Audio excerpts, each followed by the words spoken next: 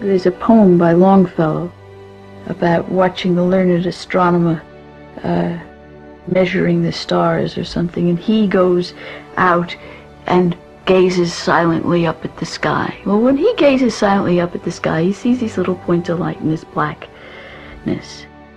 When a scientist gazes silently up at the sky, he sees these enormous suns and galaxies and magnetic fields and the turbulence and the heat and the cold and the molecules in between them in space, and endless distances and great mysteries.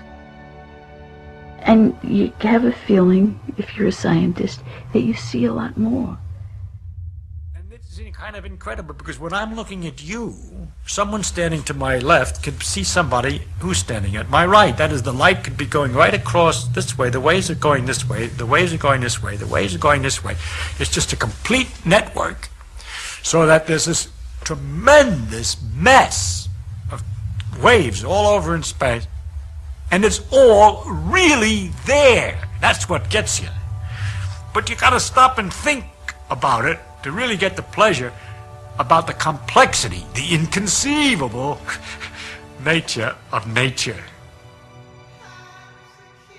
One night I was already asleep, and Richard got permission to wake me up, and I can still remember him at my bed saying, "Joan, I want to show you something wonderful." And I got out of bed and we walked down the street to a golf course, and walked out in the middle of the golf course, and he said, "Look up." And there in the sky was an aurora. And he told me that it was an aurora and that nobody knew how they were formed. And I've spent my scientific career studying that. And it was nice of him to give me the aurora and to know that I would think it was wonderful. Now I'm going to discuss how we would look for a new law. In general, we look for a new law by the following process. First, we guess it. Then we don't laugh, that's really true. Then we compute the consequences of the guess to see what, if this is right, if this law that we guessed is right, we see what it would imply. And then we compare those computation results to nature. Or we say compare to experiment or experience. Compare it directly with observation to see if it works.